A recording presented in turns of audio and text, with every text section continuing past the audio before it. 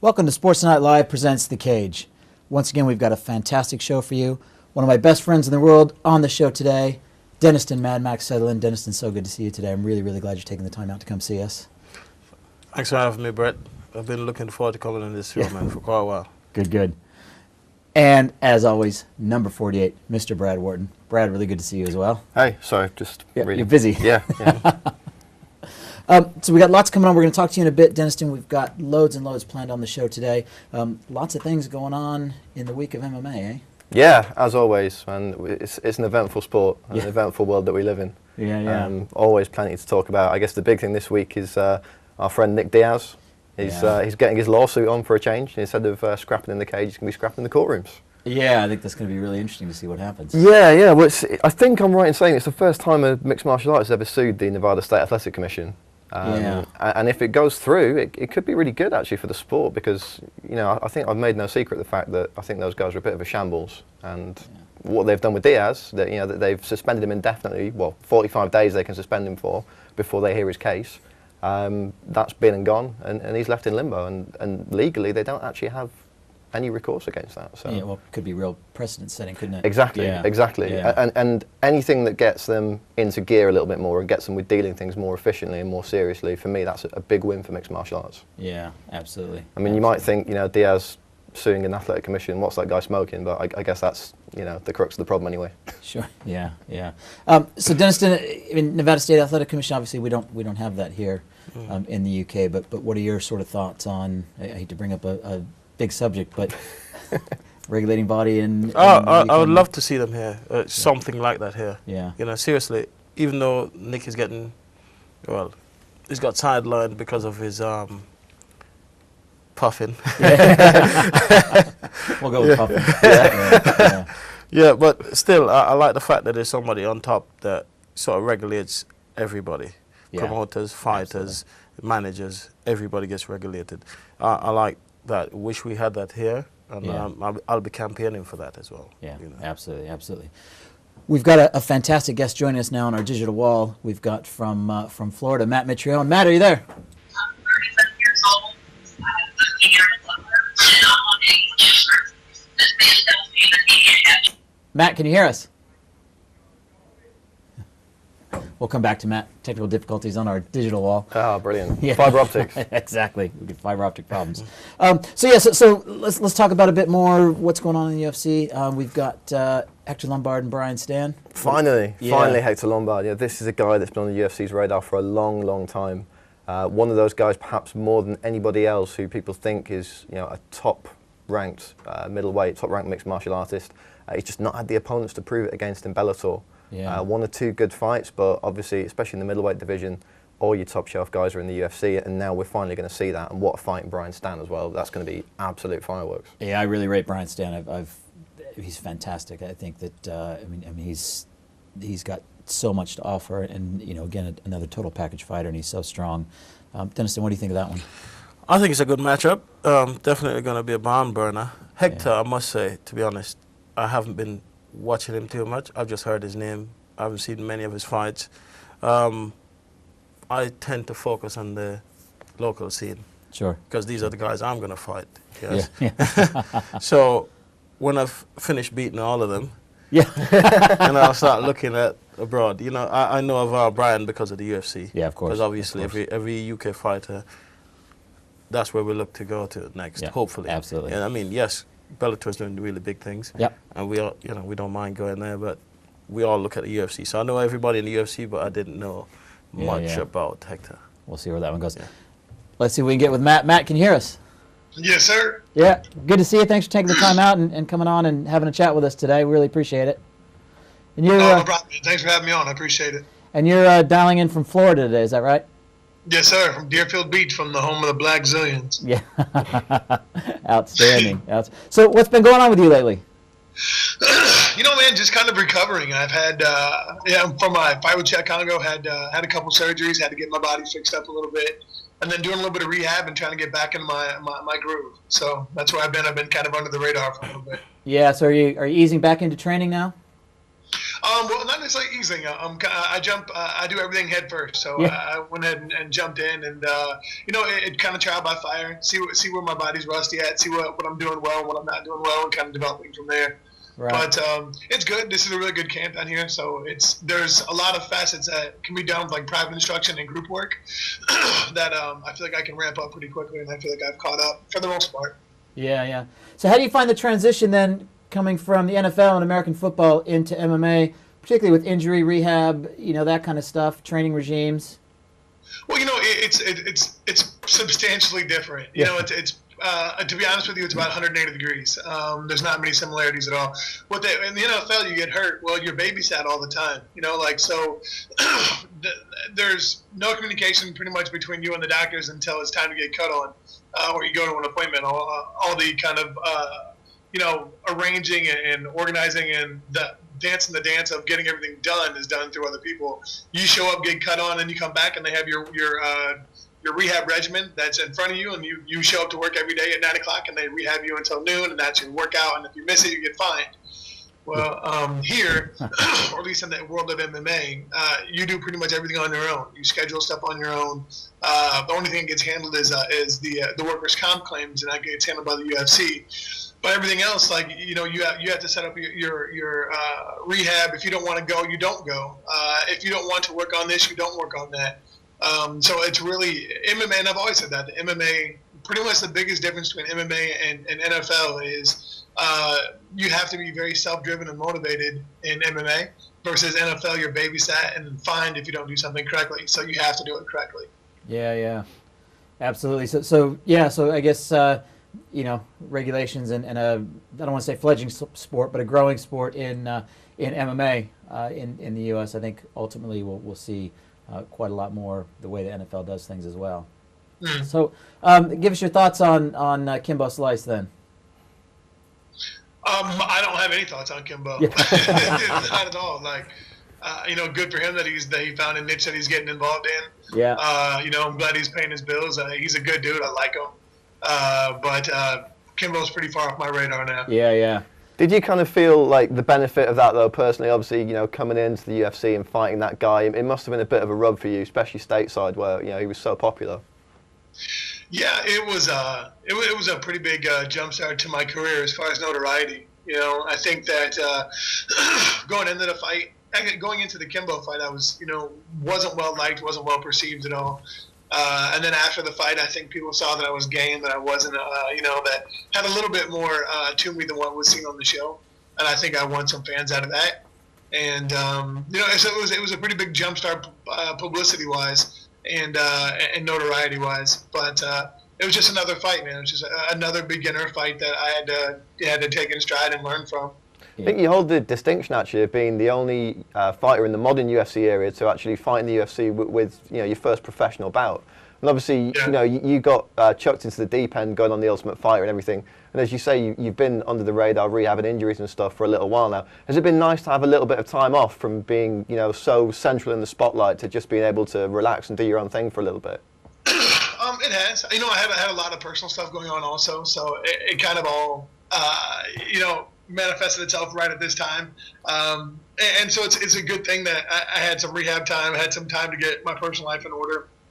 And so it was nice, It was nice not to have to travel that much, and I could be home with my kids and make sure I rehabbed well and paid attention to my life and my personal life versus just my professional life. So it was nice, but at times you miss it.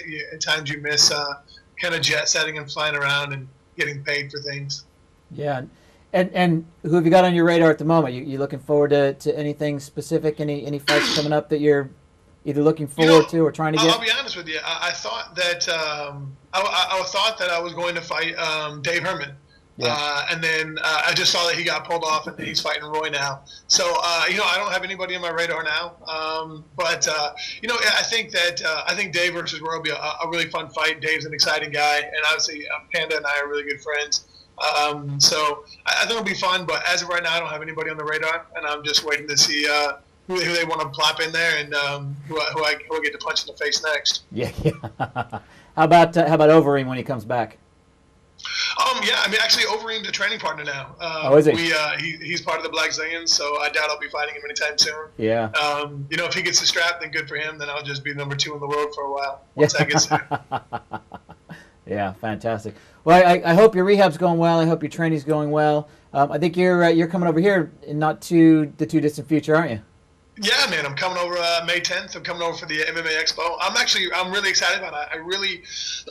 I really enjoy England. When I was 18, I came over for a month. I stayed in Paddington, and Euro Cup '96 was going on, and it was a blast. I had a really good time in England. So actually, I think it was your first and only heat wave ever. Yeah, ever, yeah. Yeah, well, you're certainly not going to experience another one this month, unfortunately. Yeah. Well, you know, it was a great time, man. I always have I have a very good response with English fans, and I think English fans are so knowledgeable about MMA and any kind of pugilistic sport that it's fun. It's fun to talk with them. It's fun to bump guns with them about X, Y, and Z. I mean, they run the gamut and they cover bases, and they're really intelligent like that. You know? Yeah, I think that show's going to be fantastic. Looking forward to having you on. Brad and I will be wandering around as well, so we'll get to meet up face to face, maybe do some more interviews, etc.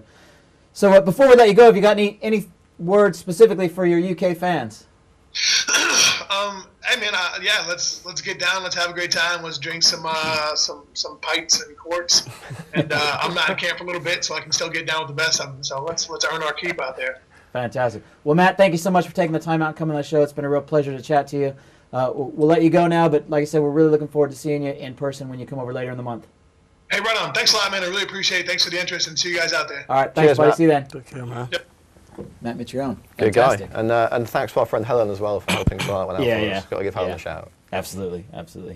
Yeah, so we'll see what happens when Matt's rehab's done. I always enjoyed watching him Ultimate Fighter. I think he just smashed it on there, didn't he? He was great. You could tell he was kind of manipulating the situation to his benefit. You know, he was definitely playing a bit of a role on that show, and you could tell the guy was having a lot of fun doing it. So fair play to him. And you know, like he was saying, people realised when they did get to see him fight in the UFC, he's game. He's game as hell. And you know, we've got to remember this guy's not had that many pro fights, and fighting Czech Congo, I must say, a serious guy. He definitely surprised me when I saw him fight.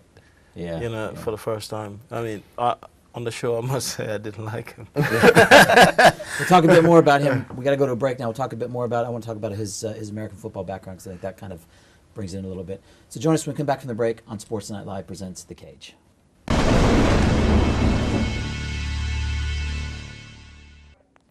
Welcome back to The Cage on Sports Night Live. We've been chatting with Denniston Sutherland. We just spoke with Matt Mitrione. I just kind of want to pick that up a bit because you had mentioned, Brad, that Matt, his sort of entry into the UFC was his first pro fight. But the guy's been a professional athlete for years. He's been in the NFL in America, American football at the very highest level. So I think that I think we're going to see guys making transitions, coming from other sports and coming in, and they're going to be used to the pressure, used to the professional stuff. And I mean, the NFL is no joke. It's a pretty rough sport. Yeah, exactly. And I think what we're going to get is guys who, maybe if they get hurt early on in their NFL career. I mean, the NFL is a sport where these guys are getting paid tens of millions a year. It's such, it's so important that the guys are good to go and everything is completely on point. You might have an injury which might not be particularly bothering to you, but if it takes half a second off your sprint time, that's you out of the NFL. So I think we're potentially going to see guys who maybe do their knee or do their elbow something early in their career, saying, well, MMA is a sport that I can transition over to. It's a high impact sport, and like Matt said, there's some natural transitions there in terms of the intensity of it all. Yeah. Obviously, these guys are going to be used to being in the spotlight. Most of them high school footballers. Exactly. Not scared of the big lights. And like Matt, he jumped into the deep end and he's done very well out of it. Yeah, absolutely. Talk about a pay cut though. Yeah. Well. So let's talk about some other stuff coming up in the UFC. We've got Bisping Bosch. That fight's been moved. Yeah. Well, you see, I was saying this last week that card before it was just too good to be true. Yeah. I almost felt like I didn't deserve that card. Somebody looked at it and said, we better juggle this. Yeah. I didn't feel like I'd been a good enough boy to deserve to watch that card. So I thought something was going to change. What I actually thought they would do was shift the Uriah Faber-Dominic Cruz fight to the next pay-per-view as the main event. Yeah. But it looks like they're keeping that on. It's still going to be a super card, to be fair, even without Bisping Bosch. But I think it's important to note that they've taken the Bisping fight out, because I think they really want to focus on giving Michael Bisping the spotlight now. Yeah, I think you're right. The guy's come so close to title shot on a number of occasions, both at light heavyweight and now middleweight. And now I think we're in a situation where the UFC are treating that loss to Chael Sonnen as a win. They're promoting the guy like he won that fight. Dana White thought he won the fight. I thought he won the fight as well. Yeah. And they don't want him to get lost in that shuffle of that huge card, I don't think. It's going to be a heavily promoted card. Obviously, there's another fight that we can talk about in a second on that card. And I believe Bisping's going to be the co-main event. So it'll be a good spotlight for him. And a win here will definitely, I think, stick him in the title contention place. Fight. I mean, what do you think about that one, Denniston? Bisping and Bosch? After watching Bosch's last fight, he was on, wasn't he? Oh gosh, fight. I mean, he got rocked a few times starting out, but then that uppercut. I mean, how do you throw an uppercut like that? Yeah. Well, like this. Yeah, and he just switched on, man. I loved him from that fight. That's what always makes me a fan of a certain fighter. When he comes back from adversity. It's that come from behind, isn't it? Yeah. I agree. For me, that's like, that's what fighting's about, the human spirit. Seeing that you can overcome that next big hurdle. Yeah. Well, it's like they said in the last Rocky movie, it's not how many times you get knocked down, it's how many times you get back up and carry on coming. And I think Bosch proved that. The thing I really like about this fight is obviously Michael is a very, very technical striker. A lot of people rate him as, a lot of fighters rate him as one of the best technical strikers in the UFC. Doesn't necessarily have the knockout power, and ever since the Dan Henderson loss, and ever since he got dropped a few times by Wanderlei Silva, people are sort of wary about his chin. And it's quite clear sometimes that he does get a little bit funny when he has been hit.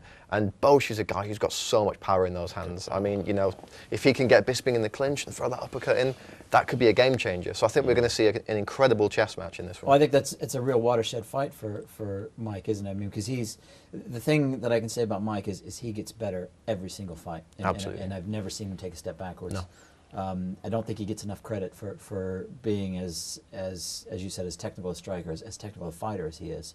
But this is a serious fight for him, and I think that if he puts Bosch away, I mean, sky's the limit.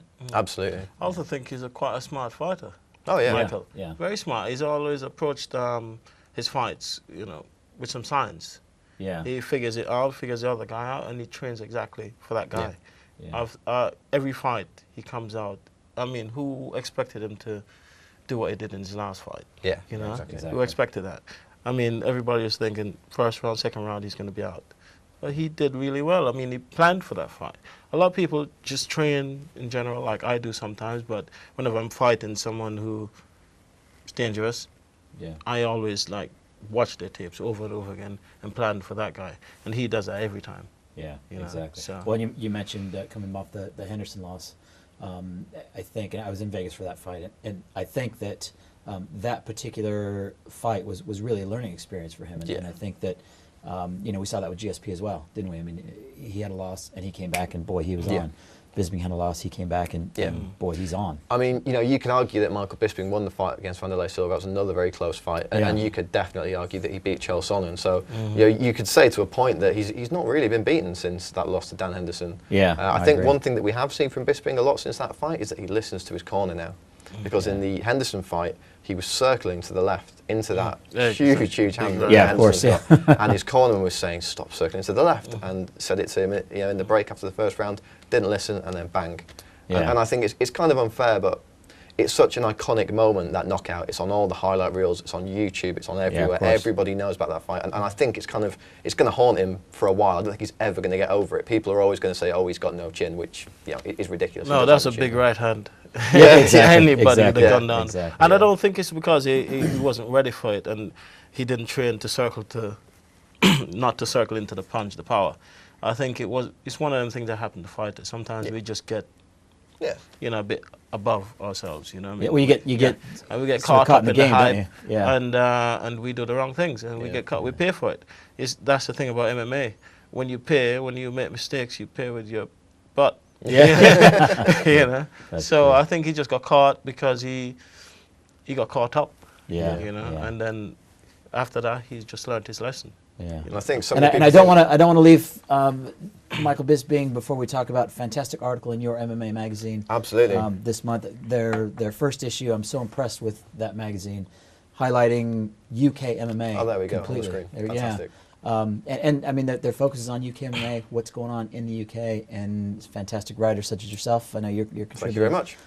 Yeah, brilliant magazine. So those guys are doing fantastic job. Yeah, it's important that people go out there. Oh, and there it is. support There's the projects best article ever written. The best article ever written. Absolutely, absolutely. There's another really good one in there as well by the same guy. Yeah, is there? Really talented. Yeah.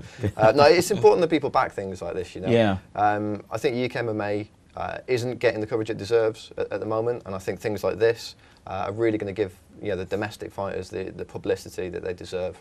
And they need to get. I mean, this magazine's been selling as far as Australia, the US. I've got friends around the world who bought it, and they're taking an interest in the UK scene. And what they tell me is they don't always get the news of the UK scene abroad, and things like this are going to help to get the word out and do a load of good for the UK MMA. And I got to mention your haircut. Thanks very much. Yeah. Had a fight with a lawnmower on the way. Is that a nod to Dan Hardy's comeback then?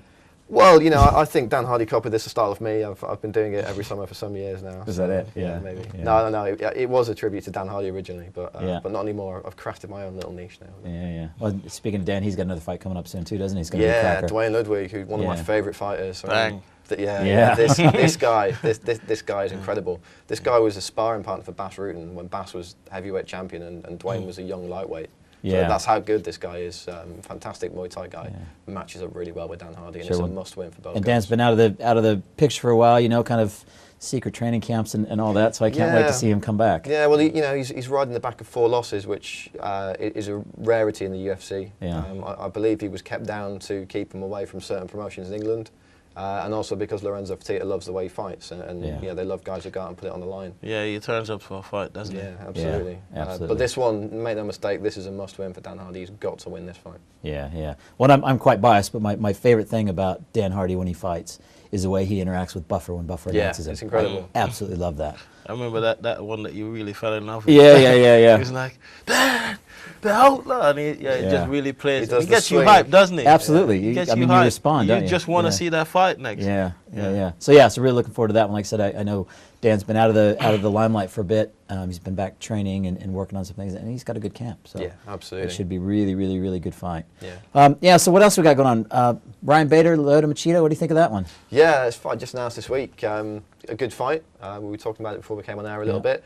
I think stylistically, it's not the best fight for Ryan Bader in the world. Yeah. I think he can be a little bit flat-footed sometimes, and Machida's footwork's absolutely exceptional. So I think we're going to see a lot of Bader chasing Machida down, Machida landing counter-strikes. But, Bader's in the position where he needs big wins like this. He needed to go out there and put on a performance against Rampage, and he did. And the win here, as Denniston was saying earlier on, this could catapult him right into the title picture. Yeah, it's definitely a win-win for him. Yeah. Yes. Well, I think Bader's got all the tools to beat. I was saying before the show that I think Machida was kind of that unclimbable mountain until somebody beat him, and now And now he probably doubts himself a bit. That's the thing. Yeah. We've got to go to the break. We're out of time. Join us when we come back on The Cage when it's going to be all about Denniston Mad Max Sutherland. We'll be right back. Welcome back to The Cage on Sports Tonight Live. I'm so excited to talk to our in-studio guest, Denniston Mad Max Sutherland. Denniston, you and I have been friends for quite a while. I'm so glad to have you on the show. We'll be able to just chat a little bit about you for a change. That's cool, man. It's good to be here. You know this. From the first time we sat in that sauna together. That's exactly right. Oh, hang on. What kind of show is this? I don't go to sauna anymore for leisure, just to kick back. No, man. That's work. When I first started training with Max and he was getting ready for his first fight, and I thought, be a good training partner. I'll go in and I'll help him cut weight, and I did every minute in the sauna with him, and I was about dead. I think I lost more weight than you did. And then I had to fight. Yeah, exactly. Yeah, so the good old days. We used to have a good group of training guys, and we get together every day and just train. Because luckily for you, the camp was just a 2 minutes drive from your house. Exactly. Yes. Yeah. Everybody else had to travel for miles, but we turned up at jiu-jitsu training one night. Bret was there, and we just clicked. Yeah. I was thinking, I'll just give this old man the top position. He never told anybody he was a wrestler. I got to play a smart game too. I didn't do that again. Well, I tell that story often because I turned up the first day of training with my cutoff shorts and my borrowed gloves, and it was Max, it was Dave Lee, it was Meshach, right? And me, and you know, I got knocked out and broken nose and got a nice big scar on my head courtcy of Denniston. So yeah, I've been around the block a few times. And then when the woman told his wife, "I love it." Yeah. So I mean, we've been through quite a lot together over the last couple of years, and I've seen you in some fantastic fights. Have been involved in your training. So I mean, from you, what's been your highlight of your last several years in MMA? Biggest win, biggest. Biggest win would definitely be Mark Weir because of what he's done. Yeah. Maybe one of my favorite fights would be the guy called Danny Giblin. It was a couple of years before the Mark Weir fight. Right. Yeah. Yes. It was just he started off really, really up for it. Yeah. And he came to fight. And I managed to change his mind about that. But that was a good little scrap, and I love fights like that. I mean, I don't like taking damage, don't get me wrong, but I like to be tested, like to be pushed. Sure, yeah. That's the best way I've ever heard a fight described in my entire life. Yeah. He changed his mind about that.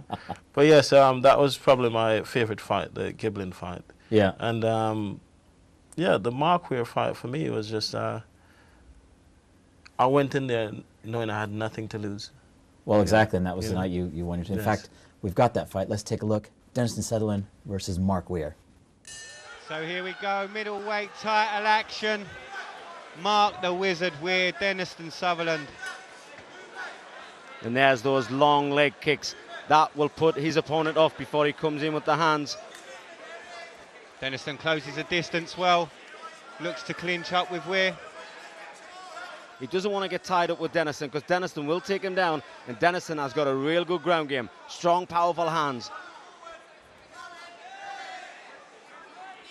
Nice knee to the head. Firing a nice knee, and what you're saying, very clever Mark Weir, really cerebral. After he landed that knee, threw a strike and then pushes back. But here's Sutherland coming forward, and Weir just backing up and maintaining the space. Knows how to fight on the outside. Oh, nice uppercut on the way in there. That was exactly the same punch that Sutherland threw it. Oh, and a big one from and he drops Mark Weir. The power of Denniston Sutherland drops the champion. And he's hammering away now, Sutherland. Sutherland. Those are big shots. Strike. You could hear the crunch on the ground there as he hit Mark Weir in the head. Wow, huge, powerful shots from Denniston Sutherland. Oh, very surprised that he started this from its feet. I thought it would have been back in the guard because it wasn't. Both guys dug it out. Wow. Sutherland's got very confident, knees. Feeling that he can hurt Weir as he landed that crunching strike. We're working that clinch. Well, Weir doesn't want to get in a close brawl with him. Weir needs to keep on the outside. He does not. Oh, and there's a huge shot. Sutherland with that lead left. Sutherland's catching Weir with elbows. Oh, everything. This is unbelievable. Right. Weir is really struggling. It's over. He's gone. Denniston Sutherland is your new champion. Wow. Wow. An unbelievable Rob. He beat the striker at his own game. That is a fantastic feather in the cap of Denniston Sutherland. A very clever striker. And he left it all on the line. That was definitely one of the highlights of your career for me, sitting cage side, watching that happen after everything that we'd been through and all the training and everything. That was a fantastic fight. Absolutely loved that night completely. Yeah, I was cage side for that one as well. Yeah. And I'd taken a friend with me who'd never been to an MMA event before.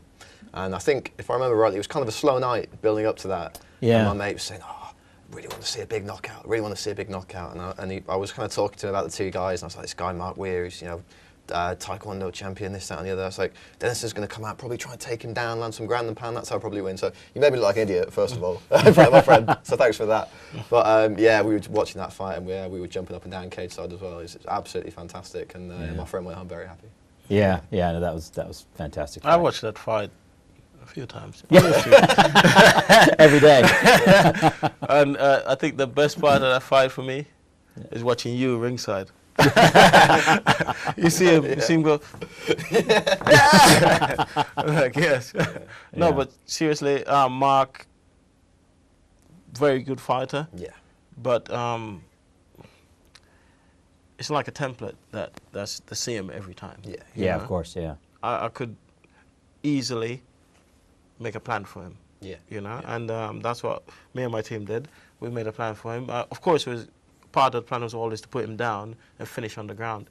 When I did that, I got stood up, which I was really upset with Sledge for. But it's one of them things he's trying to protect both fighters. Sure, yes? sure. He said I poked him in the eye, but it was a punch. Yeah. It's a difference. It was a punch in the eye.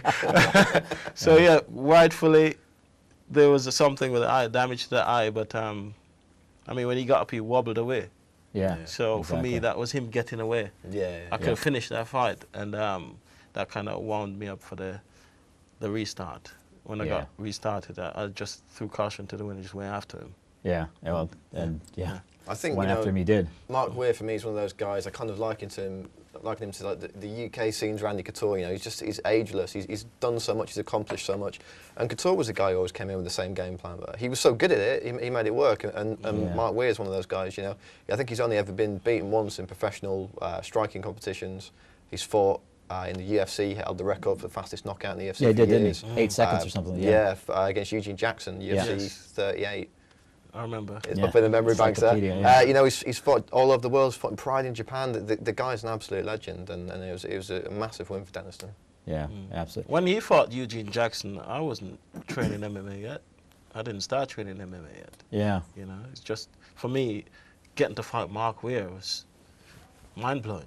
Yeah. You know? Yeah. Because I saw that knockout and it was just slick. You know? Just threw that crescent kick up, jabbed. Yeah. And that was it, fight over. So, no, it was a privilege to fight him. You've got another big fight coming up too, don't you? Yes, Valentino Petrescu. Yeah. Somebody who knocked out Mishek. Yeah. He did, didn't and, Mishek was an old training partner. Yeah, he knows. I've heard the stories. Yeah, and he's done some really good things. Most of his fights are like finishes. Yeah. So, looking forward to fighting him. Very good Muay Thai as well. In fact, one of my coaches, Muay Thai coaches, Lyndon Knowles, he beat Lyndon. Right. So, yeah, I think that's going to be. I'll be cage side for that one too. I'm emceeing that night as well, so I'm really looking forward. But you're everywhere these days. You know, He gets around, doesn't he? Yeah, I think that fight has potential to just be complete fireworks. I'm really looking forward to that one. You and me both. Thoughts? Yeah. Yeah, I'm going to be commentating that fight. I'm really looking forward to commentating on it. Yeah. Well, I've been doing a lot of new things for this training camp. Like, I just reinvent myself the first part of this year. Yeah. You know, just stuff I haven't done before, I've been doing. So, yeah, I hope to bring it all together in the night. Yeah, I think that'll be brilliant. And you've got a new gig too, don't you? Matchmaking. Yeah, I'm actually matchmaking that card. I wish I could have taken credit for the main event, but that was already set before I came on. So yeah, another string to my bow. You know, there's guys like Jude, who we had on last week, and Ian Dean, who I look up to massively. And you know, I think if in 20 years' time I can say that I'm 1/10 of the matchmaker that those guys are, I'll be a happy man. But I'm really looking forward to it, and yeah, see where it goes. Yeah, I think Coliseum, that event, CSMMA, I think is you know, sort of one of the bright stars in UK MMA as well. Up and coming. Yeah, it's going places. It's going places. I've had no issues with them. I've had a couple of guys fight on their shows. Really that's always good, you know, and hopefully, you know, we'll carry on building that reputation, and it'll be a show that guys want to fight on soon. So, well, they got the right matchmaker, they got the right MC. There you go. What a dream team! Yeah, what a dream team. So yeah, no, hopefully it could be good things in the future. Yeah, big plans. Yeah, fantastic. And I guess for you, Denniston, so we get Petrescu out of the way, and then you're obviously looking forward in your career. You've got a fantastic gym in Hemel. Yes. We don't want to leave without having a chat Hemel about martial your guys. arts. Couple of young guns coming up as well. You know, they're doing really well. Josh Bangert, Ed Arthur, Reese Watson, not really a young gun, but yeah, he's one of the guys. They're just doing really well. I'm proud to say, you know, when I stop fighting, I can see myself in MMA for the rest of my life anyway, and still getting highlights, you know. Yeah, well, and I've been to train in your gym, and yeah, your guys are good bunch of guys. Yeah, really good bunch of guys, and I come out of there absolutely knackered, just dead to the world. So, yeah. Well, we got your son to come down and do some training as well. Yeah. Ronnie's done some wrestling classes there. Yes, and hopefully getting back there soon because we're upgrading. We're getting a new premises as well. Yeah, fantastic. So we just want to get him, because the wrestling, that's where UK MMA really needs to focus right now, on the wrestling. You know, me, like you he still takes me down like that. I'm like, oh.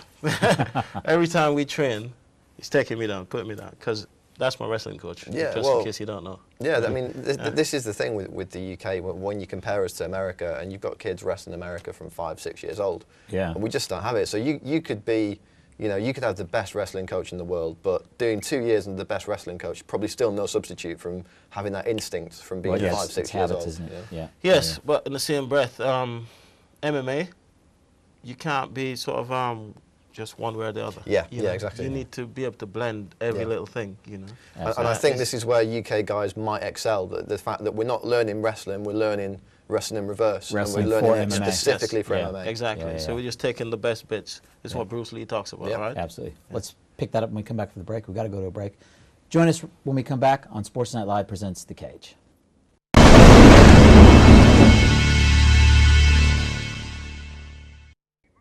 Welcome back to The Cage on Sports Night Live.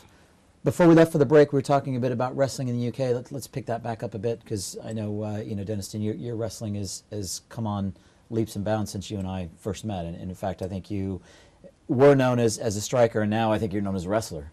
Which is a bit challenging, isn't it? It's kind of interesting, yeah. I don't really care what they think I am, as long as when I turn up, they're surprised, if you know what I mean.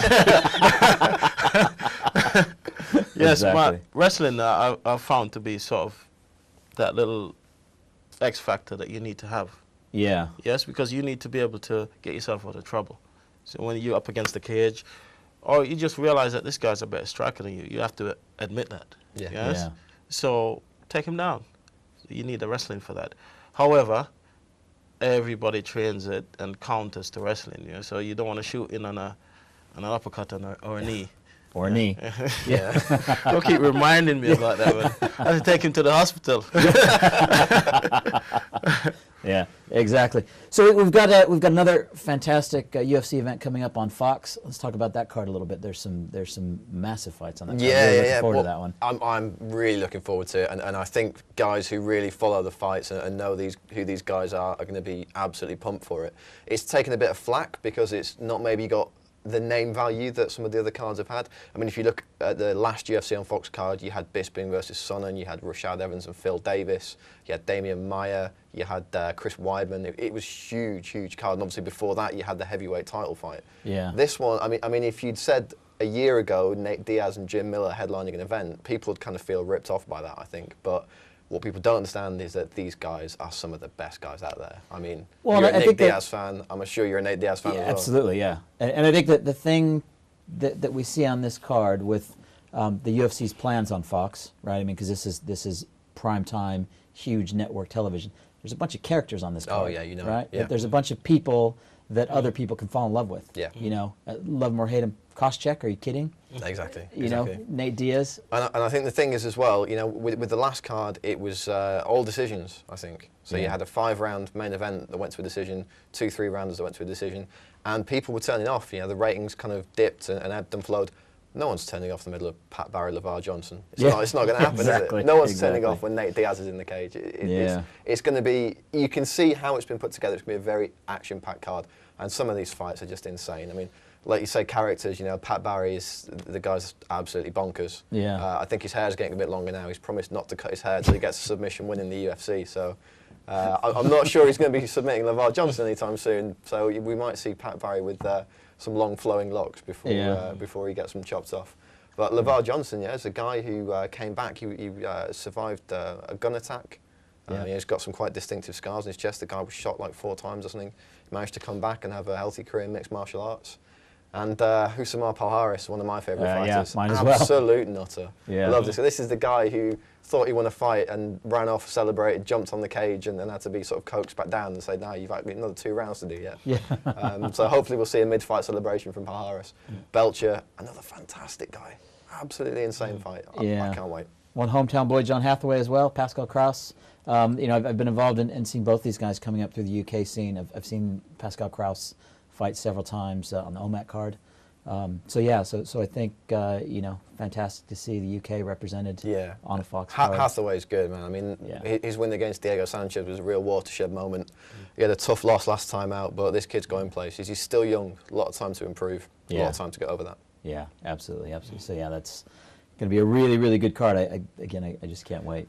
I'm going to talk a little bit about Johnny Hendricks. You know, that guy's. I love his beard. It's incredible. He's promised me a hug actually when I meet him. We're going to have a bit of a man hug. Nice. Talk to him on Twitter. I think the fight on there for me is the Usman versus Alan Belcher. Yeah.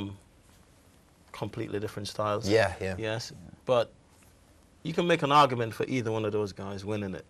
But I think the most dangerous guy right now in the middleweight division is Usman. Yeah.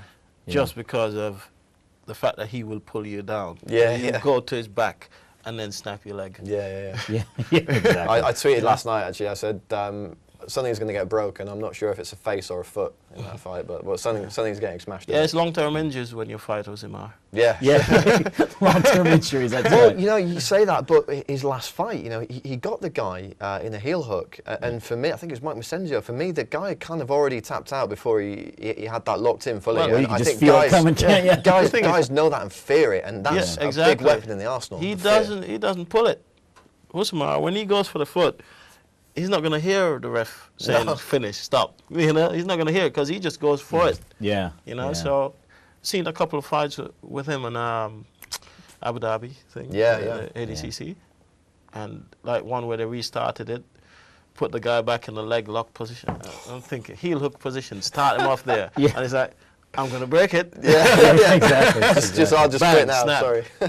So it's one of them guys that's really dangerous. For me, that's the fight I really want to see. It's great, you know, we talk about the clash of styles, grappler versus striker. You know, everyone's a mixed martial artist nowadays, but this is going to be another one of those fantastic puzzles, and I can't wait to see how it turns out. Yeah. Really, really good. Yeah. And you mentioned ADCC. I got to see Dean Lister fight this weekend with Rodney Moore at Cage Contender. Lister is just on another planet. Yes. And I mean, Rodney Moore is a tough guy, but to watch Lister working and at some points in the fight, he almost looked bored, like, okay, I'll do this. And he was just so calm and cool and collected. Never got his dues in MMA because he's you know, such a grinding grappler, and people think, oh, Dean Lister, that's going to be 3 rounds. But you know, when you know the grappling game and you know what you're looking for, the guy's absolute magic to watch. Very much like Jake Shields. You know, he's another guy. People say, oh, he's boring, but he's not boring. He just fights a certain way. And exactly. when you know what you're looking at, it's incredible to see. It's good though when you have that really good ground game, but you also got really good stand-up. Yeah. You know? Well, again, it's different. I mean, Lister won the ADCC, and it's a different kind of wrestling than you know what I grew up with. You know, it's not collegiate wrestling. It's not freestyle wrestling. It's not folk style wrestling. It's submission grappling, which is a whole different world, which translates much better to MMA. Yeah, exactly. You know, you're worrying about arms and legs and what you're leaving in. You don't have to worry about getting your knee snapped off in collegiate wrestling. Yeah, exactly right. But, exactly right.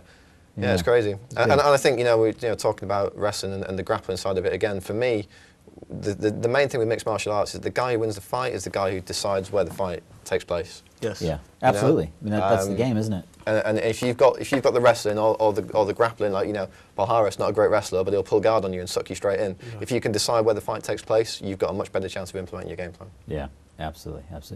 And another big fight coming up, friend of the show, Stav Economou. Yeah, Crazy Bear Big Stav. Economou. Crazy Bear. He's inaugural Dubai Fighting Championships. He's got a big fight, Rico Rodriguez. Yeah, Rico's a good guy. Now, this is another guy who doesn't get his dues. You know, he's had a lot of problems over the past kind of 10 years or so. The dude's nearly got 50 MMA wins. You know, he's certainly no joke. And you know, fighting him and getting a win over him means a lot. And it's going to be a good fight for Stav. Yeah. Who, you know, people don't realise Stav's still a pretty young guy. You know, he's got a long way to go in his career, and beating a guy like Rico's going to do a lot for him. Yeah, well, and I think Stav's a really unassuming mixed martial. I mean, he's got his hair and he's got all that, but I mean, he's not built like Dean Lister. Right? Dean Lister looks like a caveman. Yeah. But I mean, Stav's not afraid to mix it up with anyone. He's not afraid to stand in front of anyone, and he can take it. Oh yeah. Just about I've never seen him back down in any fight. No. Every fight he brings it. Yeah. Brings it. One gear, straight forward. Yes, straight forward. That's all he's Exactly. got. Exactly. Yeah. I remember watching him in the old Wembley shows. Yeah. And he was just pounding people, you know. Yeah. So no. And I know he was really frustrated after last time. He fought Big Thomas, and you know that one ended the way it did. He wasn't happy with the ending. I know Thomas wasn't happy with the ending either. Yeah. I know he's aching to get back in the cage, and you know he's on Facebook all the time. He's really up for this fight, and I'll definitely have to try and watch it this weekend. Should be a cracker. No, I think it'll be really, really good. And you mentioned Big Thomas. I've seen him at a couple shows lately. Not so Big Thomas anymore. Well, he just. What happened there? Yeah, he got a. I saw him a couple of weeks ago. Yeah. At the CSMMA. Yeah, yeah. And it's completely different. Yeah, He's so just for ripped. anyone who doesn't know, Big Thomas was like this 350-pound Polish monster. I think he was heavier than that, actually. He was like 380 at one point. Yeah. And in about the space of a year, he's now probably, I don't know, maybe like 260 or something. Looks like Mark Potter, doesn't he? Yeah, He's yeah. It's completely completely changed, torn. yeah. I remember the first time I met him, he was we were at Ultimate Challenge, and he came up the stairs with his snack before the fight, like 2 chickens. still alive. That's right, feathers enough. And he ran out of breath. Yeah. You say you saw him come up the stairs, you probably had to back up. He was touted as the biggest man in MMA because he was the heaviest guy in MMA. Yeah. So to see him a few weeks ago. Yeah. Well, Just his trimmed down. training's changed. You know, I Yeah. talked to him at the love weekend that. about his training, and the boxer that knocked out Ian Hawkins Yes. is his now coach, Thomas's yeah. striking coach. Striking coach, yeah. Are you kidding? Yeah. You know. And Ian Hawkins has never been knocked out before, I don't think. When I heard he got sparked, I was in the dressing room getting my guys ready. And I was like, who got sparked? Yeah. Yeah. Ian Yeah, doesn't get no, sparked. no. Yeah, I've seen yeah. him take, like, from Thomas, Yeah. punches on Exactly. the chin, like Yeah, yeah, constant yeah. punches to the chin, and he's just standing there. Big Ben Smith raining down the Yeah. blows on him, and him just kind of smiling. Smiling, Yeah, yeah. he told me once, he says, it's not that I'm trying to act like a tough guy or anything. He says, I genuinely don't feel the punches, so I don't move my head. The best bit, and I wish there was a camera there. So Ian got knocked out, and I mean, he was out for a long time, Yeah, out yeah, cold yeah. for a couple of minutes. Finally, he came up, and he's kind of, you know, sitting there with that Ian Hawkins grin on his face, and his opponent came over to shake his hand and see if it was all right, and he just went, "Thanks, mate." Yeah, he's What a character. Yeah, and apparently he's, well, we'll see. He's retired now. I hope not, Yeah. because I enjoy watching him come in, and yeah, it's really, really good. So yeah, so there's God, there's so much other good MMA stuff going on at the moment that we can talk about. Other big events coming up. Again, I can't wait for your fight with Petrescu. I think that's going to be fantastic. And you're doing the rest of that card. Can you give us any hints? I can't, no. It's all Come on. top secret, Top top secret. secret. There's a couple of good fights that I'm working on, though, so watch this space, and maybe I'll have a cheeky exclusive for us next week. Who Yeah. knows? You get Fedor on that show? I'm working on it. Are you? I'm sorry, his people talk to my people. He wants me to build him a stadium in Russia. I don't know how that's going to go down. I'll have to ask Gary, but we'll see. We'll see. I'll fight him. Exclusive, right? Yeah, there you go. Yeah, there you go. I fight him, tell him I fight him for free. Yeah. And I got to ask you, the other show that I know Gary's working on sort of in the background is the women's MMA show, and I'm emceeing that as well. Are you going to be matchmaking that one? I've not been told, but you know, if there's an opportunity to get involved with that, absolutely. Push for that one. It's for a very good cause. Yeah. So yeah, I'd love to be involved in that show. Yeah, speaking of women's MMA, we had Invicta Fighting Championships last weekend, a big all-female card in America. One of the first all-female cards I've ever seen where the women have been matched in the right weight divisions, which is the big issue for women's mixed martial arts at the moment. So hopefully Invicta do some good things We in need the to do future. another show on women's MMA. We do. I've been Big talking fan. to our friend Danielle West. She wants to come back on. Yeah. She's got a Big lot to fan. say. Every time I've been to a show and there's been like one female fighting, Always good, isn't it? Show stealer. they always bring it, don't they? Yeah, absolutely. They fight. Yeah, women are more deadly than men. Absolutely. So we'll do another show on that. We're out of time again. Always. So, Denniston, thank you so much for coming on. I'm really, really glad we got to Thanks just for have having a me, chat, man. talk a Thanks. little bit. Mr. 48, Brad Wharton, pleasure as always. Pleasure's Join all us next week on The Cage when we've got some more fantastic mixed martial arts talk and maybe some prize guests. So until next week, it's not go time, but it's time to go.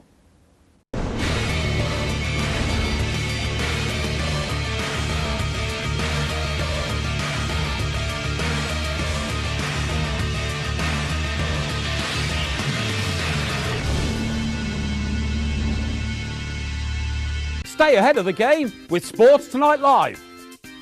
Don't miss a thing. Subscribe to our YouTube channel. Search for Sports Tonight Live on Facebook and like our fan page. Follow Sports Tonight TV on Twitter and tweet us your thoughts and opinions. Sports Tonight Live, it's the platform for the fans.